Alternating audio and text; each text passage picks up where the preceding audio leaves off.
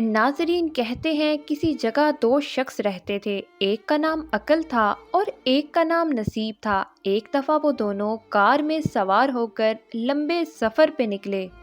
سنسان راستے پہ کار کا پیٹرول ختم ہو جاتا ہے۔ دونوں نے بہت کوشش کی کہ کسی طرح رات آنے سے پہلے اس سنسان علاقے سے باہر نکلا جائے، مگر اتنا پیدل چلنے سے بہتر یہ جانا گیا کہ ادھر ہی وقت گزار لیں جب تک کوئی مددگار نہیں آ جاتا۔ عقل نے فیصلہ کیا کہ وہ سڑک کے کنارے لگے درخت کے نیچے سوئے گا، جبکہ نصیب نے یہ فیصلہ کیا کہ وہ سڑک کے درمیان میں سوئے گا۔ عقل نے نصیب سے کہا کہ تو پاگل ہو گیا ہے کہ سڑک کے درمیان میں سونا اپنے آپ کو موت کے منہ میں ڈالنا ہے۔ نصیب نے کہا نہیں، سڑک کے درمیان میں سونا زیادہ مفید ہے۔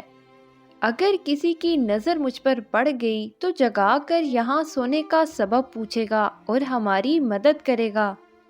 اس طرح نصیب سڑک کے درمیان اور عقل درخت کے نیچے سو گیا۔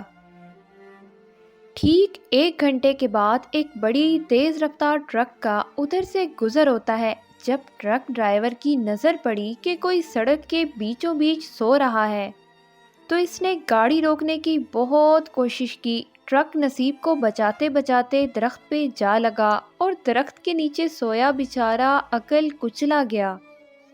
عقل کی موت ہو جاتی ہے اور نصیب بالکل محفوظ رہ گیا۔ شاید حقیقی زندگی میں کچھ ایسا ہی ہوتا ہے۔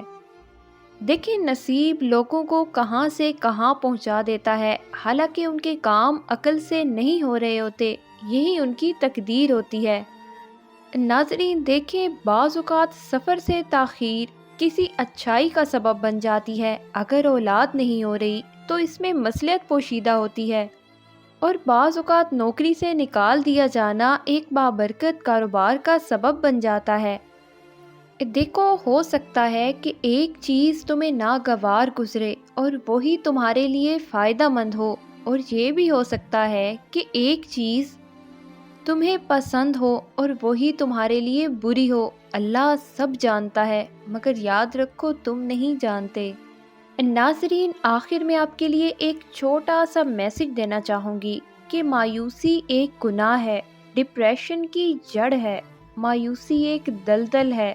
آپ اس میں ایک قدم رکھیں گے، وہ آپ کو اندر کھینچ لے گی۔ کوشش کریں اس کے قریب ہرگز نہ جائیں۔